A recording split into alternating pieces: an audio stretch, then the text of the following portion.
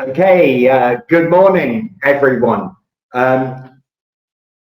Welcome to the BBGV seminar with Gareth Ward, the ambassador to Vietnam. We're using two devices today because we have 350 participants registered. So please bear with us if there are some slight technical issues. I'm Chris Jeffery, I'm chair of BBGV, and it gives us great pleasure to host the session today. If you have any questions, some people have submitted questions before the event, and we will ask those at the end. If you do have questions, can I ask that you type them in and we will get to them after Gareth's speech. So without further ado, you're not here to listen to me, you're here to listen to the ambassador. So I'm going to hand over to Gareth, who's going to do his talk, and then we'll answer the questions that you all have. So Gareth, over to you. And I will move off now because Gareth can have the camera to himself. Thank you. So thanks very much, Chris. And it's very good to have the opportunity to connect with so many of you, the BBGV network out there. I've tried in my 2 years here as ambassador already to speak to you on regular occasions, but obviously in the last couple of months that's not been possible, and we've all been getting used to new ways of working. So it's great that we're using this webinar approach, and I hope that everyone is safe and well after a difficult period, including the social distancing here in Vietnam. So the original idea for this talk came back in February, after the UK had left the EU at the end of January, and Chris and I decided that it was worth sharing views about how the UK's exit from the EU would impact on UK and EU activity in Vietnam. And I actually did give a talk on this theme to a group of business with Eurocham at that stage. Maybe a few of you were involved, but I've just looked back at my notes from that talk, and the three examples that I used to illustrate what the future relationship between the UK and Vietnam might look like now that we're leaving the EU were the aerospace sector, treatment for cancer, so cancer drugs, and student mobility for universities. And I will come back to those examples later, but as I read them, I thought it's fair to say that, for instance, air passenger transport and demand for aerospace for new planes and so on is fundamentally changed and has fundamentally changed in the last couple of months. The focus on cancer and non-communicable diseases has been put aside for a focus on infectious diseases, and the idea of student mobility from Vietnam to the UK has also got a few question marks against it. So I really need to I needed to review those notes and that speech, and I decided today that I'll talk about three themes. The first is about Vietnam's public health response. The second is about Vietnam's economic recovery and the role that UK business can play in that. And then the third is about the UK leaving the EU and what that means in terms of free trade agreements, but also in terms of UK-EU cooperation in Vietnam. So first of all, let me talk a bit about the Vietnamese public health response to the COVID pandemic. Last year, I did visit a lot of hospitals in Vietnam, and I usually talked about how the disease burden in Vietnam was moving to become closer to the disease burden in the UK and other Western countries as rates of cancer and diabetes and other non-communicable diseases were on the rise. And I would talk about, for instance, the clinical trials that AstraZeneca is doing to develop cancer drugs in Vietnam. And that's also an example. AstraZeneca is in and of itself an example of UK-EU cooperation, as it's a joint UK-Swedish company with an R&D bridge in Europe. But since the COVID pandemic started, of course, the world has changed fundamentally. We are looking at infectious diseases in a way that we've not looked for a generation. So instead of Vietnam's disease burden becoming more like the UK's, I suppose we can say the UK and Europe is having to face infectious disease in a way which Vietnam is more used to dealing with. So maybe some of you were here in Vietnam during SARS in 2003. So let me just read out this quote, which I think is very interesting. This is a quote from the New York Times in 2003. On April 28, 2003, Vietnam was declared by the World Health Organization to be the first nation to contain and eliminate SARS. Vietnam earned that distinction by going 20 straight days without a new case after recording 63 infections, including 6 critical cases, and 5 people had died. Vietnam has shown the world that there's hope that SARS can be contained. This was a quote by Pascal Brudon, the World Health Organization representative for Vietnam. And then one of his colleagues from the WHO, Eileen Plant, said, the reason for Vietnam's success was real old-fashioned infectious disease containment. It all comes back to the same thing, which is stopping infected people from infecting others. And Vietnam's response was to fight the outbreak openly and aggressively. They formed a task force, gathered information, centralized it. The whole government was mobilized to deal with the infection and its consequences. It was speed, leadership, transparency, flexibility, and intensity which made for Vietnam's success. That all sounds a lot easier than it is. So that's the end of the quotes. But how striking is it to hear those quotes about the SARS epidemic? You could apply everything that was said to the current situation. Now, the world media has picked up on Vietnam's response to COVID and how Vietnam has managed to contain the virus to less than 300 cases in a population of 97 million people. And this was done by an early and robust response, strict monitoring of people entering the country, ramping up testing and tracing, and communicating actively with the public. So Vietnam has done well, but globally, the battle with this pandemic is far from won, and global economic recovery will be delayed, and the risk of a resurgence will remain until we have a vaccine. So this is where UK-Vietnam collaboration comes in. First, there's the angle of research and development to find new COVID treatments, deploy them, find new COVID vaccines. There's a very strong basis of UK-Vietnam cooperation on vaccines already. GSK, for instance, is the biggest producer and distributor of vaccines in Vietnam. And in the last 10 years, Vietnam has managed to raise its immunization rates for the basic child vaccines to 95% level, which is very impressive for a country at Vietnam's level of development.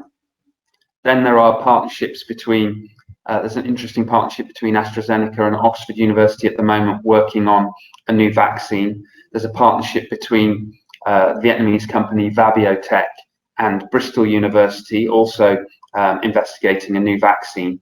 And Oxford University Clinical Research Unit is running a clinical trial with the Vietnamese Ministry of Health on a drug to treat COVID patients. So that just gives a flavour of how the UK and Vietnam are collaborating on healthcare in ways that will benefit Vietnam and the UK, but probably the global response to the pandemic. The UK also has a responsibility to provide international aid and work with international partners. So the UK has committed over £6.5 billion worth of aid under the response to the global coronavirus pandemic. We are also hosting a summit in June, the Global Vaccine Summit, which will be hosted virtually to try and raise the level of ambition for the international community about funding for COVID. So that's enough on the health response. I'm sure there's a lot of you out there who have expertise in that area as well. Now, maybe I'd like to talk about the economic recovery in Vietnam. I think it's clear already that Vietnam was one of the few economies globally to maintain positive growth in Q1. 3.82% growth in Q1 is much less than trend growth in Vietnam, which has been around 7%, as you're well aware, but it's still amongst the highest in emerging Asian economies. We know that China was down about 8% in Q1. The UK was down 2%. Obviously, the UK went into lockdown later than many other countries. So for all of us, the impact is going to be seen much more in Q2. In Vietnam, Q1 showed that there has been some impact on export-led manufacturing and certainly on domestic demand and the tourism industry. For the manufacturing sector, there's been some supply chain disruption, but probably the bigger factor in the medium term will be the risks of declining global demand in certain sectors. Tourism and aviation have suffered most due to these strong travel restrictions in place in Vietnam, which of course remain in place and are a key part of the containment strategy for the virus. So I don't think we can expect them to go away soon. In Q1, the manufacturing sector was still the driver of growth in Vietnam. Retail sales were positive, particularly in e-commerce. New FDI flows into Vietnam did drop in dollar terms, but there was quite a lot of positive sentiment in terms of equity investment into Vietnam's manufacturing and processing, wholesale, retail sectors, which shows that investors are very interested in Vietnam as a relatively safe option in the region and globally. So I think we're all waiting to see anxiously what the Q2 data will be like. We may see negative growth in Vietnam for the first time in many, many years. April figures show that there are risks for jobs, millions of jobs, thousands of businesses, and industrial and retail activities will probably be lower than Q1. But all of this is, of course, anticipated and has been necessary as Vietnam has controlled the virus with a partial lockdown for the whole of April. Being one of the first economies to reopen in Southeast Asia clearly means there could be some opportunities and some rewards for those businesses that can be agile enough to rebound. Vietnam probably has more of a chance for a V-shaped recovery than many countries in the region and globally. We've seen quite a range of GDP predictions for Vietnam. I think globally, GDP predictions, the spread is wider than they've been for a long time. But in Vietnam, at the moment, we have the government objective announced by Prime Minister Phuc to reach 5% GDP growth this year with the help of several measures, expansionary fiscal measures, sectoral support, and encouraging domestic demand. Others, like the World Bank, have given a range of scenarios with 4.9% at the most optimistic end. but 2.7% at the more pessimistic end from the IMF. And I am aware that some experts, banking sector, have talked about growth as low as 1.6%. So you see there's a big spread between the 5% or 1.6%. But these are all predictions in positive territory and will put Vietnam in the top group of countries globally. In terms of the Vietnamese government response, we've seen both fiscal and monetary measures. We've seen credit support for companies, tax breaks to help businesses, cash payments for vulnerable population, and now there's discussion of more sector-specific measures to prop up particular industries and more spending on infrastructure. Before COVID hit, the big trend was Vietnam being a beneficiary of investors making decisions against the background of US-China trade tensions.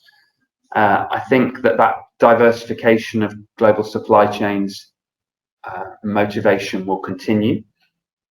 Vietnam is in a pretty unique position with the coronavirus under control, the economy resuming actively, good infrastructure for manufacturing to shift in, and extensive free trade networks. And I'll come back to talk in more detail about the EVFTA, the EU-Vietnam Free Trade Agreement, and also the bilateral UK-Vietnam Free Trade Agreement. I'll come back to talk about that in a moment. In addition, Vietnam is relatively stable on the macroeconomic level, much more so than when Vietnam faced previous shocks. The Economist has ranked Vietnam as 12th in the most financially stable amongst 66 emerging countries, so 12th out of 66. And Vietnam, of course, is chairing ASEAN this year, which gives it a platform for showing regional leadership and leading a regional economic recovery plan. So whilst we've got to be aware about the uncertainty of the global economic outlook and the uncertainty of the relaxation of certain COVID pandemic measures, I think we can be confident that Vietnam is one among the best opportunities for UK and international business. So let me shift over to talk about the UK leaving the EU and talk about what the implications of that are for UK business, for EU business in Vietnam. So a story I often like to tell Vietnamese counterparts about the integration of the European economy relates to the company Airbus and the A350 plane, which is a plane which flies from Vietnam to Europe. It's not flying passengers at the moment, although it is flying cargo. And of course, we all hope that passenger flows will be able to recover soon. Vietnam Airlines has got 14 of those planes. And so the question is, where does that plane come from? And most people would say it comes from France, from Toulouse, which is Airbus headquarters. But I would say that plane comes from North Wales, which is where I'm from, because there's a factory, Airbus factory in North Wales, which produces 1,000 Airbus wings every year. And different parts of the plane come from Germany, from Spain, from France. There's R&D for Airbus in Bristol in the UK to test the wings and the fuel systems and the landing gear. And the engines on an A350 come from Rolls-Royce in Derby in the UK. So that's an example which I give to show how integrated supply chains are within the EU. And that's a message I could repeat around pharmaceuticals, around road vehicles, around financial services, around chemicals. So it's not an isolated example. But I'm not going to beat around the bush either. The reason why we're having this conversation is because the UK has left the EU. The UK left the EU on the 31st of January, so a couple of months ago, on the basis of a comprehensive withdrawal agreement between the two sides, that's the UK and the EU. And the UK is now heading in a new direction, which is independent from the EU, but in partnership with the EU. And the UK government is very clear that our objective is to have a new role in the world, a new role globally, to become a factory for ideas for the world, to drive innovation and growth at home and abroad, and to promote free trade and strike new trade deals with markets in the fastest growing countries. At the same time, we want the UK to act as a force for good by strengthening the international rules and addressing common challenges like climate change. So that's the context in which we have left the EU, and we want to be active in Vietnam, which is precisely one of these parts of the world which is the most dynamic and has huge potential for the future. What does it mean we've left the EU, we're independent of the EU, but we want to be in partnership with the EU? I think we must emphasize we'll continue to have that partnership built on common bonds of friendship and cooperation. We will work closely with European partners on issues of security. Europe's security is Britain's security, but we'll also have a clear and independent voice to speak out on things that matter to us, and to have independent partnerships with countries like Vietnam. I think a good example of how this is working out in practice is to point out that there have been 3.5 million applications to the EU settlement scheme in the UK. So this is a scheme which we introduced as part of the withdrawal agreement with the EU to allow EU nationals who are currently settled and working in the UK to get long-term settlements. And we estimated that there were between 3.4 million and 3.8 million EU nationals living, working in the UK. And so far, this scheme has been open, and we've already had 3.5 million applications. And so far, there have been less than 600 refusals in that scheme. So the message is there will be lots of European nationals who will continue to live and be settled and contribute to the British economy, society, culture. This is a message of cooperation and openness. The main question that we're facing this year, as we continue discussions between the UK and the EU, is whether or not we can agree a deeper trading relationship along the lines of the free trade agreements that the EU has with other third countries, such as Canada, or whether we'll have a trading relationship simply based on the 2019 withdrawal agreement, which won't have a free trade agreement between the UK and the EU, and so the relationship would be along the lines of the EU's relationship with Australia.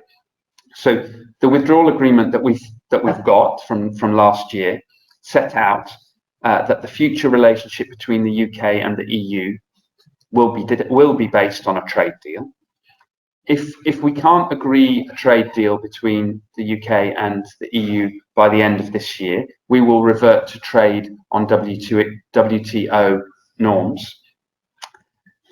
Just to give an example, in the EU's trade agreement with Canada, the EU removed 98.7% of tariff lines with Canada. In the EU's deal with Korea, they removed 99.5% of tariff lines. And in the deal with Japan, the EU removed 99% of tariff lines. So that's the sort of deal that we should end up with. But of course, the negotiations are ongoing, and there are challenges in those negotiations. Here in Vietnam, the UK will remain part of the EU-Vietnam Free Trade Agreement until the end of 2020. As you know, the EU-Vietnam Free Trade Agreement was ratified by the European Parliament back in February. It's due to be ratified by the Vietnamese National Assembly in the next session of the National Assembly, which runs from May to June. So it could come into force in June or July. And the UK, during this 2020, the UK is covered by the EU-Vietnam FTA. And that FTA should bring big benefits to UK companies and big benefits to Vietnamese companies as well, of course. We expect that it will boost exports from the UK to Vietnam by around 1/3 by 2025 and by 2/3 by 2030. Once it comes into force, there'll be an immediate set of tariff exemptions for 65% of goods by value that the UK currently exports to Vietnam. This is a good start. Of course, some of the exemptions come in over a longer period of time. The exemptions on machinery, chemicals, pharma, dairy, those sorts of products come in immediately, but the exemptions, tariff exemptions on other products like meat, alcohol, road vehicles come in over a phased longer period. So our belief is that Vietnam's economic dynamism has a lot to do with the fact that it signed 13 free trade agreements already. Those free trade agreements benefit businesses, reduce costs to the consumer, and help the poorest countries to achieve economic independence. So we will make sure that a bilateral UK-Vietnam free trade agreement is in place to provide continuity for British businesses by the end of 2020. So just to be clear, to reiterate, the EU-Vietnam free trade agreement will apply to British businesses until the end of 2020. And a bilateral free trade agreement, which we're working on currently with the Vietnamese government, will come into place to provide continuity from that point onwards. So let me talk about another area of the relationship which is important, both between the UK and the EU and between the UK and Vietnam. That's innovation. And that's based on the UK's strong system of education and skills. So with 1% of the world's population, the UK produces 15% of the most frequently cited research papers globally.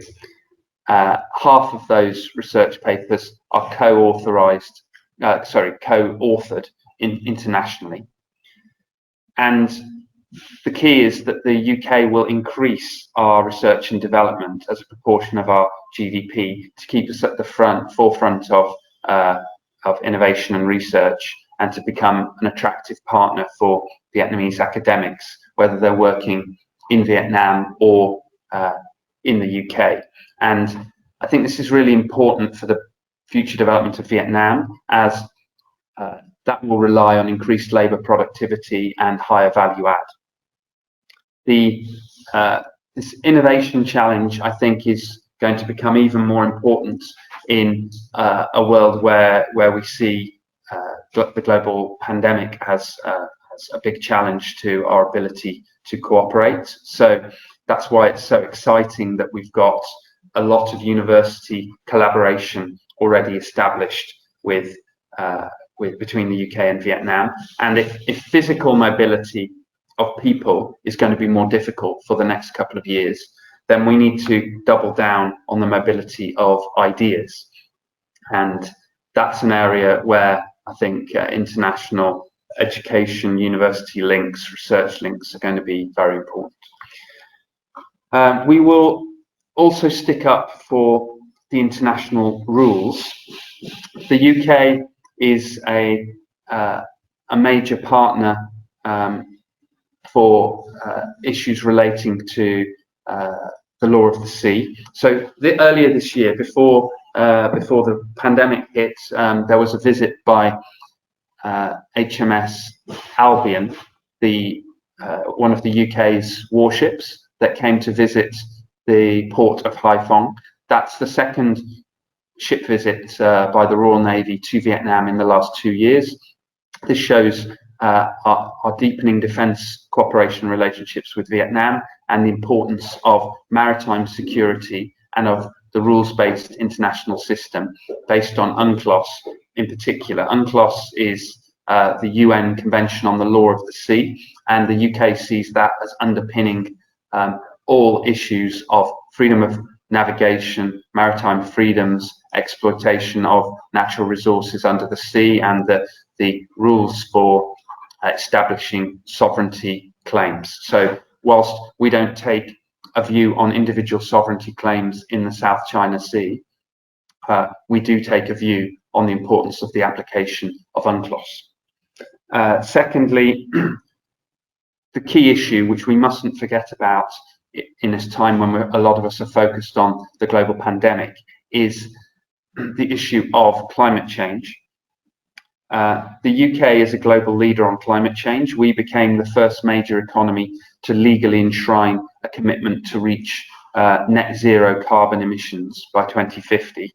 And alongside Italy, we will be hosting the Conference of Parties of the UN process on climate change, COP26, to galvanise international efforts to tackle climate change globally. And that conference was due to take place at the end of 2020, but we've announced that it will be postponed into 2021 because of the pandemic and to give more time for preparation. We know that Vietnam is one of the countries, excuse me, Vietnam is one of the countries which would be most damaged by a global temperature rise of 2 degrees. So the UK is committed to helping Vietnam and other countries in the same situation with finance and policies to move away from coal as a source of energy and to tap into the huge wind and solar power opportunities in Vietnam. And I myself have been to see solar power installations in Binh Thuan, which are co-funded by UK development assistance. I know how much UK business is making contribution into the development of solar power and wind power, leading on this agenda, both at the policy level and through investment projects. So I hope that by the time I finish here in Vietnam in 2 or 3 years' time, we will see some of the first wind power projects online working in Vietnam, this offshore wind, which Vietnam has the same offshore wind potential as the UK. The UK is currently the global world leader in offshore wind. As a permanent member of the UN Security Council and the only G7 economy to have committed to 0.7% of our gross national income to overseas development assistance, the UK is going to continue to be a strong actor for peace, security and development. As I've said, we believe in the UN Convention on the Law of the Sea. We also help Vietnam training peacekeepers as they join UN missions in conflict zones around the world. And we're committed to human rights and freedoms to ensure that all people, irrespective of gender, sexual orientation or ethnicity, can benefit from development. So this is the year that the UK leaves the EU, the year that the UK takes a high profile on combating, on the international efforts to combat the COVID pandemic, the year that the UK takes a high profile on combating the climate change challenge, and it's also the year that Vietnam takes a high profile on the Security Council and chairing ASEAN. We are excited that in this era of ASEAN's growing importance, we'll see the continued shift of economic and political power to East Asia, including ASEAN. And in this dynamic region full of so many opportunities, Vietnam is growing the fastest and is leading ASEAN. Vietnam, as chair of ASEAN, is talking to us about collaboration and partnership opportunities. We see a lot of potential for improving the business environment for all of our companies, with a particular emphasis on renewables, renewable energy, fintech, financial technology, and on agriculture. and removing market access barriers. Through some of our prosperity program activity, we'll be helping ASEAN to cut red tape, to tackle corruption and promote a fair business environment. Our clear trade between the UK and ASEAN is growing strongly. Between 2018 and 2019, trade in goods and services increased by 6.2% to £40 billion between the UK and ASEAN, the highest in a decade. And I expect that trend to continue. We think that the growth of ASEAN and with the growth of Vietnam at the forefront of ASEAN is incredibly valuable. We have got a few structures that help us promote that. As you're probably aware, we have an annual joint economic and trade committee between the UK Department of International Trade and the Ministry of Industry and Trade of Vietnam. And we use this dialogue bilaterally to push forward issues on improving the business environment. But we also work in cooperation with EU partners to lobby on issues of importance to our companies, particularly on the pharmaceutical area is an area where we have strong cooperation with EU partners. So making it easier for UK companies to operate in Vietnam is a key personal priority for me. There's a clear correlation between improved market access and rising bilateral trade. The UK and Vietnam have got a lot of ambitions for our commercial relationship, and it's right that we aim high, even against the background that's as challenging as it is this year. I should also speak a bit more about financial and professional services, because this is an area where the UK is the global centre for expertise in the world. It's the centre for European expertise, and it's extremely in high demand in Vietnam. Investors seeking finance for their projects in Vietnam need sustainable, well-structured finance with good legal underpinnings and good accounting standards.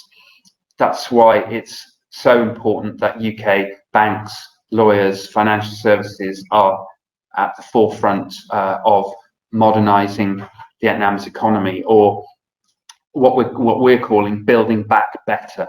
So after the hit of coronavirus, we're going to need to make sure that the new infrastructure we build is sustainable and it's clean, it's green, and it's financially viable in an era where renewable and sustainable solutions are at the forefront.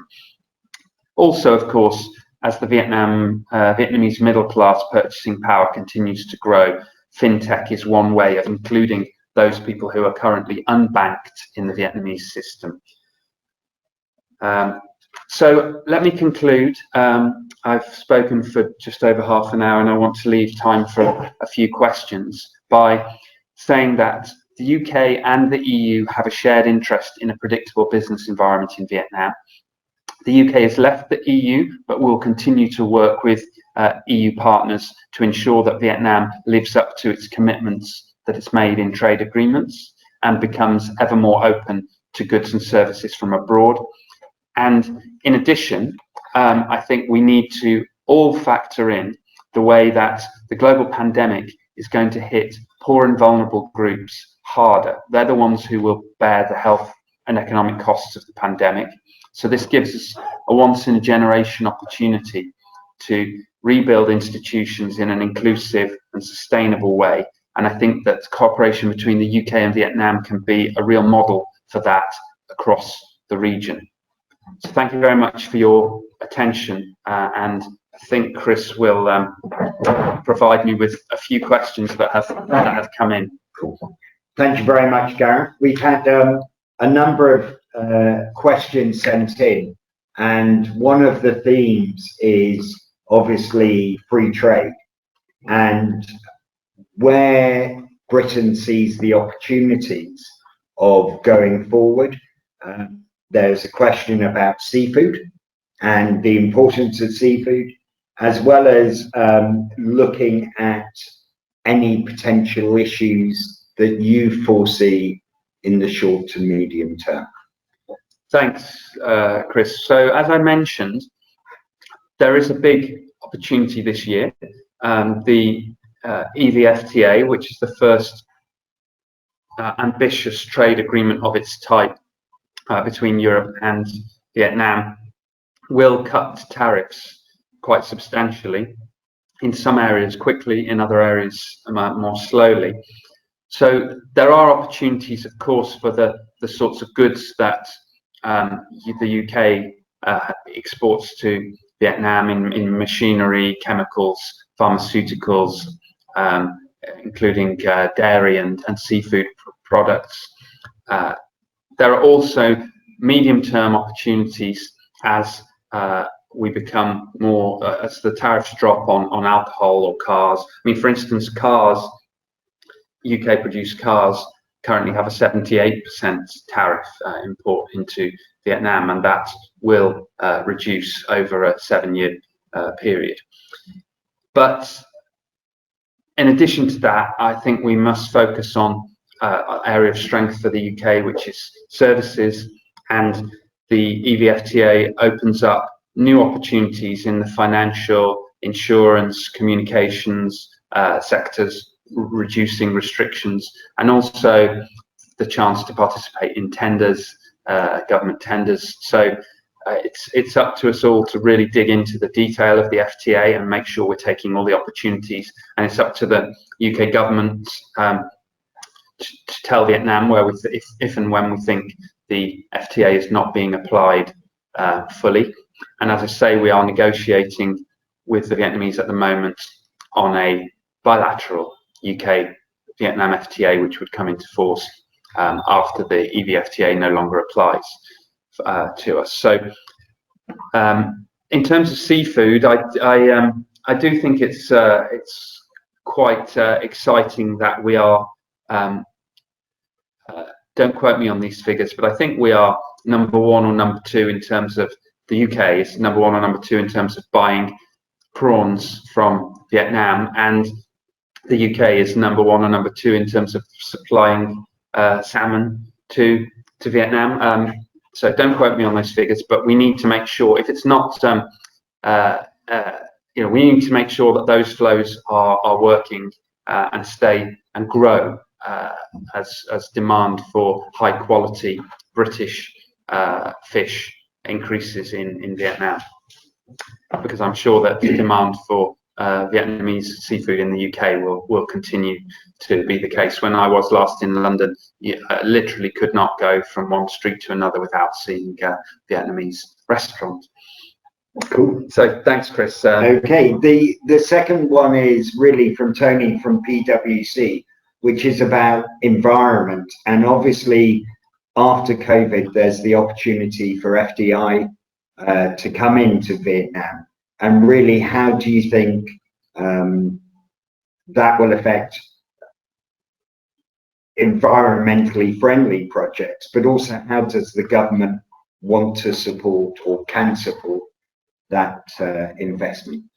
Thanks. I think that one of the key factors in supply chains in the future will be a demand from consumers and from importers in developed economies for really high standards of sustainability in their supply chain, and that will include the logistics, it will include the manufacturing, it will include the warehousing. So those investors moving into Vietnam should really think about future-proofing themselves so that they have investments here that are top quality in terms of energy efficiency, in terms of sustainability, use of water, in terms of course, the standards of work environment for the staff.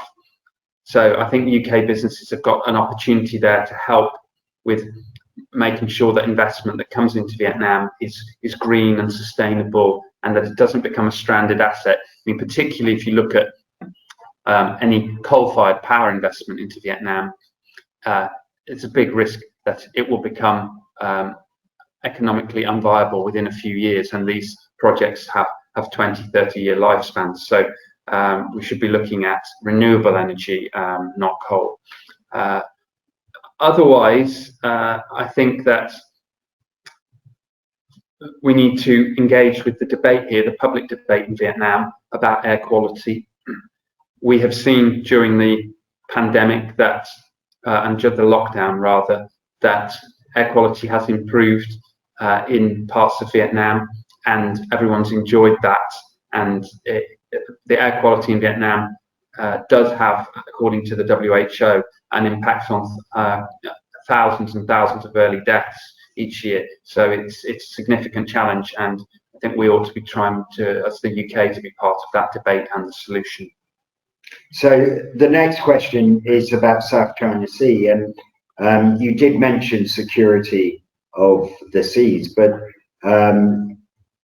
what do you think about the issue of Biển Đông, and how should Vietnam react to China's activities? So, as I said, the UK is a strong supporter of freedom of navigation and maritime law, particularly the UN Convention on the Law of the Sea. That sets out a common set of rules which countries have all signed up to, which protect both the flow of goods. I mean, the South China Sea is a huge artery for goods to flow around the world, and even in a time when people are moving around less, goods still move around and need to move around as much. So we don't want any disruption or delays to commercial traffic in the South China Sea. We don't want any disruption or delays to legitimate fishing and exploitation of undersea resources. So our strong message is to encourage all countries in the region to act in line with UNCLOS, and we are active and present in the region with our ships visiting and so on. Cool. Then a question from Karen, which is really, what do you think the key opportunities are for Britain and Vietnam into the next 5 years after COVID? Obviously, healthcare is one, but outside of the healthcare sector, where else do you see there being major input or opportunity? So I've talked a lot about healthcare and a lot about renewable energy, which I think are two of the biggest opportunities. But so let me just spend a little bit of time talking about infrastructure and about education and skills. So on infrastructure, this is going to be part of the plan for boosting Vietnam's economy going forward. There's always been an infrastructure deficit here. The government has always needed to invest more in infrastructure. But I think given the background of the global slowdown, this is a good way for governments to provide stimulus to invest in infrastructure. But infrastructure needs to be new generation, high quality, sustainably produced. And I think British companies are the leaders there in making sure that infrastructure can be produced in a digital modelling. We are helping the Vietnamese government introduce new digital building and planning standards. Cost management to make sure that projects happen on time and to quality. These are the sorts of things that really will matter in the infrastructure sector. I also think we need to use technology. So the UK is collaborating with Ho Chi Minh City on smart ticketing for future urban transport in Ho Chi Minh City. You ought to be able to use all forms of public transport in a contactless fashion, smoothly and cheaply. That's a realistic ambition with technology. And then in terms of education and skills, I think it's a double-edged sword, of course. I am not going to say that student mobility is unimportant. It's really important. We want Vietnamese students to continue coming to the UK because there's nothing that compares with the all-round experience of going to a UK university. And the UK government has announced that there'll be a 2-year post-study work opportunity for all students who go to the UK. So Vietnamese students who go will be able to study in the UK and then to work in the UK for 2 years at least afterwards. So student mobility remains really important and valuable, but in an era where mobility is going to be facing a few restrictions, we also need to think about internationalizing education. We need to think about high-tech ways of sharing skills. And I know that lots of British schools and universities in Vietnam are innovating, and that the UK universities are innovating to help provide their product and approach in a way which is more accessible to us online. I'm sure there'll be mixed views in the audience about how much fun it is or isn't to have your children studying at home and trying to motivate them to keep going. I have 2 children of my own, of course, age 13 and 15, so I've got my own views, but it can work, and technology is bound to be more of a part of the solution for education and skills in the future.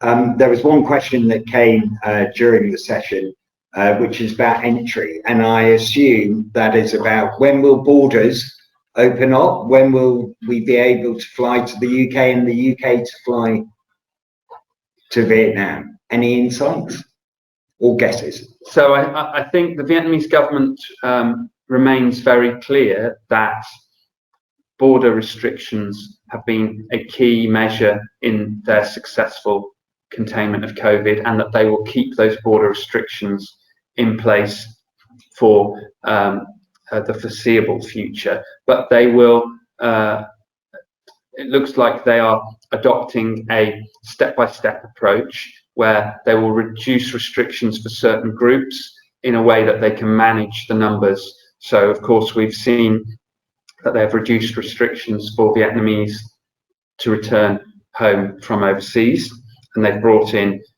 tens of thousands of Vietnamese students from overseas and managed their quarantine and self-isolation. They've reduced restrictions for some groups of high-skilled experts and have brought thousands of high-skilled experts in. So I think what we'll see is a gradual step-by-step approach there, where there will be a recognition that for particular businesses and particular sectors where there are high-value experts who need to come in, they will be able to make exceptions, and gradually the number will increase. And then tourism, I think, will be, international tourism I should say, will be much slower. So I can't give you dates. That will be an important decision point for the Vietnamese government. I don't think they will rush to do that, but they will be listening to business requests for key expert workers to come in and out. Cool. Well, thank you very much, Gareth. We're coming towards the end of our allotted time, and I know you've got a busy day ahead. Even with the borders closed, the job of an ambassador does not change. Lots of meetings, whether they're virtual or in person now. So on behalf of BBGV, we'd like to thank you for your time and your sharing, and hopefully we'll be able to do a similar thing in the near future as well, and then hopefully in person as well. Thanks very much, Chris, and thanks to the BBGV team, and it's very good to have interacted with a large number of you, and I will be coming to Ho Chi Minh City in person in the not too distant future, and I think if things continue on the trajectory that they currently are, then we will be able to resume face-to-face interactions, but I'm sure it will be a blend of face-to-face and virtual, because it's pretty efficient to do things online as well. Thanks very much. I've really enjoyed it. Before everyone goes, sorry, Gareth, I've got some announcements. You can tell I'm an educator. First of all, I'd like to remind everyone that the AGM, the BBGV AGM, is on at 4:30 on the 2nd of June. We'll be having it in Ho Chi Minh and in Hanoi. So please put that in your diary. That will be reviewing the year, looking at what we're doing into the future, as well as electing the board of the chamber. If you're interested in running for the board, we welcome all applications. You have until tomorrow, the 15th, at lunchtime to get your nomination in. So everyone should have received the link for the nomination form. If you have any problems, please do speak to the BBGV office. And then finally, a couple of events. On the 19th of May, there's a webinar about tourism and hospitality brands here in Vietnam and the impact of COVID. And that's going to be done with Ken Atkinson, a board member of BBGV, but also very involved in the tourism sector, and Tuk Nguyen from CBRE as well. So a sector that's really been hit, and they'll be having the seminar then. So please do register and join that. And then on the 5th of June, we've got a charity quiz night with Saigon Children's Charity, and the need for the charities looking after people who are disadvantaged is increasing, especially with COVID. So please do be involved with that. And also, if you have any lucky draw gifts that you can think of, I'm sure Saigon Children's Charity would be delighted to receive them. So on behalf of BBGV, from a lovely, sunny, unpolluted Hanoi, thank you very much, and we'll have another session soon. Bye-bye.